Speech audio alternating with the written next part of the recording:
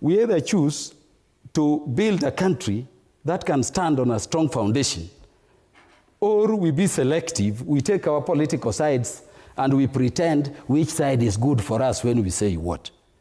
The situation in which this country is, and you see it in the MOU, we said the young people, the BAL need jobs. It is captured there.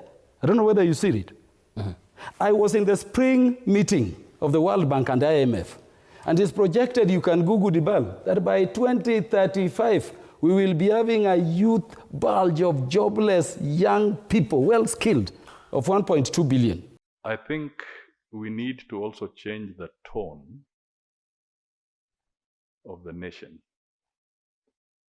as we communicate with the young people. And the biggest culprits are actually people like me, the politicians. We must stop being psychopaths. If something is wrong, it is wrong. Na mimi sitajiunga na hawa ndugu zetu wengine wa ODM wameingiza mrija ndani ya serikali ya Ruto, wanavuta maziwa peke yao, alafu wanasema katibu mkuu anyamaze. Akikampeni yeye mwenyewe ndiye alituambia akiweka Biblia chini. Akiweka Biblia chini inamaanisha nini? Kwani unachukua miaka 10 kuweka Biblia chini? Kuna viongozi wengine kwa serikali wakipewa saa hii uongozi leo tutawanyonga. It is easy to speak when you are not the one to be spoken about. It is easy to criticize, very easy. Standing, executing, implementing, we can finger point. But when it is us, quiet. So guys, I want to tell all Kenyans where you are. Nataka usikie kwamba watu kama Sifuna ni kama designer naongea, ni kama akona chuki. Mbona wengine walichaguliwa, yeye mbona hakuchaguliwa? Akwe pia CS somewhere, kwa government. Leo yeye angekuwa anaongea. And I want you guys to learn that these leaders wanaongea kama hawajapewa maziwa. Kuna kitu kingine ningependa kukwambia. Holding the president into account. Mbona ukuje kutuambia, mbona msidiscuss your agenda kwa Senate na kwa Parliament? Mseme Mr. President, you are not doing ABCD. Mbona ukuje kuincite watu? Mbona ukuje kutuambia the president is doing nothing? Nyinyi kaeni hapo, mko na mjadala gani huko kwa Senate, kwa bunge huko Parliament? Mko na mjadala gani? Ati sisi lazima tuongee. Sisi mnaongea nani? Mnakuja kuambia nani? Jamani, tufikirie kidogo. Now, enda kuwa na mjadala. Discuss uko. Pelekeo mswada Mr. President. Mwambie Mr. President, tulichaguliwa kuwakilisha watu. That's why we are here. Tumeona kuna kitu yendi power and we have sit down and we have discussed this. We will love you to implement and do this kind of changes. Now,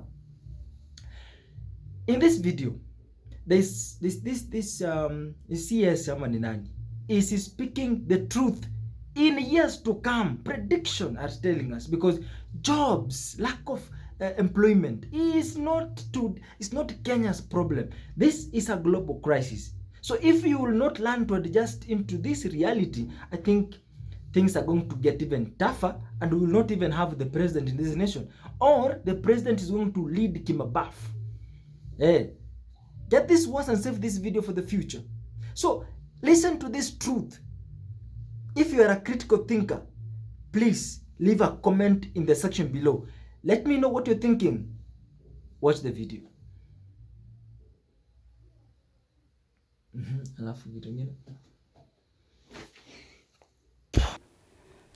How do you create jobs? Government does not employ.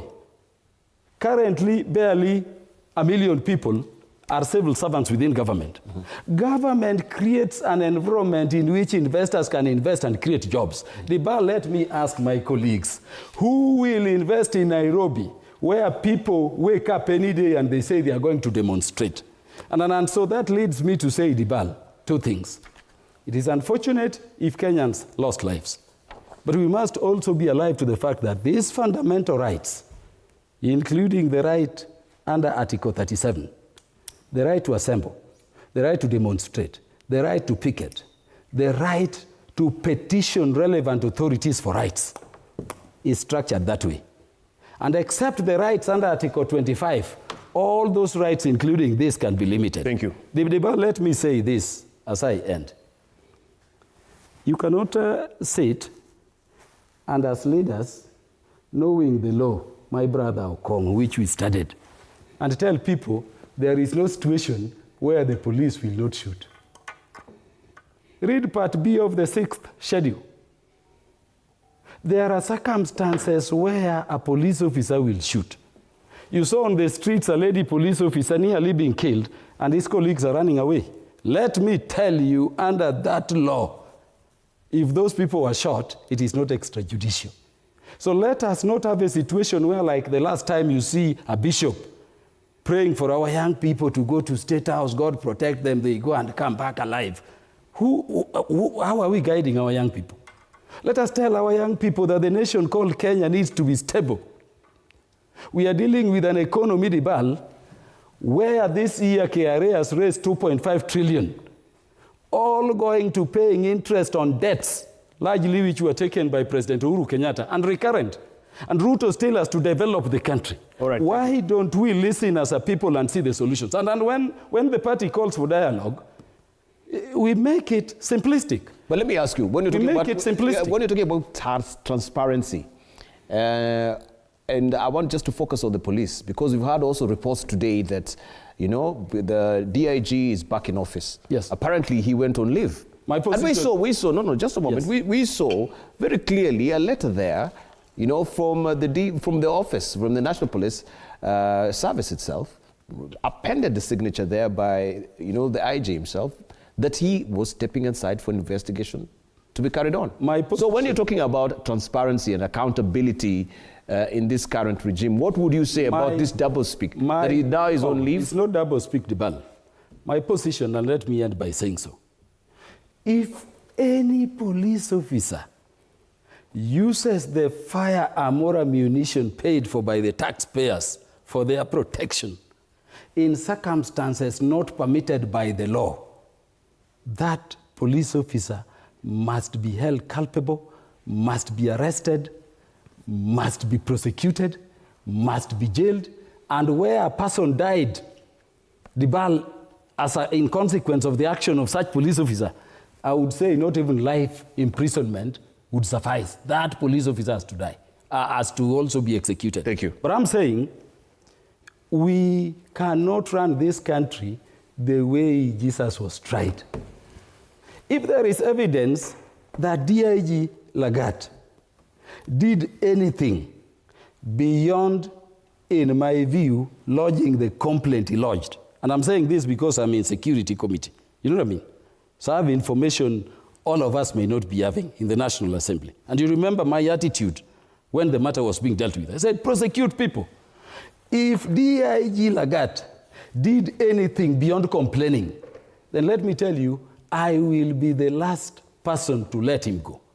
Just as I also say, if DIG Lagat did nothing beyond complaining, then it is unfair to say he cannot resume office if investigations don't link to him. Thank you. So mine is to question, is the investigation complete or there is some evidence upon which we can therefore, you know, proceed to arrest him and prosecute him? Sio sisi tulisema, ni yeye mwenyewe alisema ako na mpango, anajua kazi, akiweka Biblia chini atatatua hii maneno. Kwa hivyo tukimkosoa, tunamkosoa kwa maneno yake mwenyewe. Leo nitasimama kwa ukweli, kama mambo ni mbaya katika taifa letu lazima tutasema mambo ni mabaya. Baba, mambo hayako mazuri hapa Kenya na lazima tutaendelea kuzungumza. So, all right. Musalia Mudavadi, thank you for putting this announcement across. To all political leaders, wherever you are, Musalia has put it very clear, better than I could say it, that you know what, don't use abusive language. Learn how to deliver a message. I think this statement also goes to the president. Mr. President, learn how to communicate with the people. Maybe your language is confusing the people because you say, I'm going to do this, but you do not tell us how long is it going to take. Because Kenyans, nowadays, we have short memory. We want things that are happening too fast in our life. So I think it's good to tell the Kenyans, you know what, it is going to take 2 years to accomplish ABCD. So I want you to give me more time, please. Because they are your bosses, they're the ones who pay taxes, they're the ones who pay your salaries. So we got to learn how to respond to their lamentation, to their allegations, to their problems. And for those ones who for those other politicians who are so arrogant, go to this, they go to the villages and they are arrogantly talking before the people. Look at Farouk. Look at this. Munaona aje nyuma? Munaona aje nakaje? What is that? What are you trying to communicate to the rest of the countries surrounding Kenya? You're telling the other countries that we are sex oriented. We are all prostitutes. You are not advertising. Was it Aisha Jum or some? We are not advertising these ladies. She's not looking for man. It was not necessary for you to do that. So I'm saying this, please, the rest of the leaders, let us have some sort of decorum. Let's have respect. Respect the people who have given you a job. Respect the people that you lead. Be the role model to the people that you lead. Some of us are looking up to you, but look at what you're doing. You're messing up. You're doing mistake. I'm asking all political leaders, please. And people like Senator Sifuna having serious issues with the government and those who were elected, who are nominated to be the cabinet secretaries, telling the people in the village that we have to talk when the leadership, when the regime has no plan, when something is not done, delivered in time, we will talk. Why should you go to the village to talk to the people? Why should you go to the village to tell people when you were elected to represent those people? So back, you have taken information back to them that the government is not working and you're the one who is working with the government. So what do you want people to do? Now it is not working. Now let's remove him. Now put the other person who is going to. Now if the other person is not going to work better, so what are you going to do? Common sense.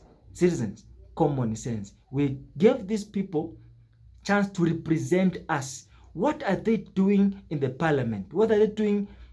What are they doing in the Senate? What are they doing in their offices? Their job is to represent. If something is wrong, you're the one to sit down, communicate, plan, and give the information to the president. Something is not working well, and we want you to change. That is your job. Represent the people. When we have complained, you are the one to listen from the people, take it to the president. You represent the people. Awin Jomaber, you are the ones representing us. If you have failed your responsibilities, sema nyinyi mtoke, tuweke wengine wenye wanataka kuchapa kazi na president. Period. Thank you guys for watching. May God bless you. Thank you for your support. Thank you for your love. May God bless you. See you in the next video.